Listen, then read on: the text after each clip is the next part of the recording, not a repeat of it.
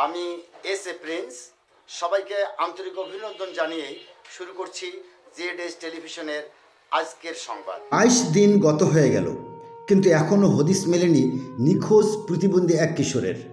রংপুর সদরের পালিচড়া হাটের হতদরিদ্র এক দর্জি শ্রমিকের কিশোর বয়সের পাক ও প্রতিবন্ধী সন্তান গত 18/3/2025 তারিখে নিখোঁজ হয়। এখন পর্যন্ত তার খোঁজ পাওয়া যায়নি।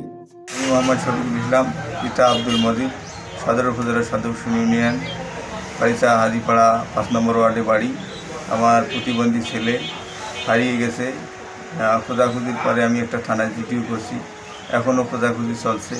কোনো সহৃদয়বান ব্যক্তি যদি পেয়ে থাকেন আমার মোবাইল নাম্বারে যোগাযোগ করবেন। আমার মোবাইল নাম্বার হলো 01766898553। আমি একজন খুব গরিব মানুষ, দর্জি শ্রমিক, এটাই আর কি। কোনো সহৃদয়বান ব্যক্তি সন্ধান পেলে স্ক্রিনে ভেসে ওঠা মোবাইল নম্বরে যোগাযোগ করার জন্য অনুরোধ করা হলো। News desk, Z television.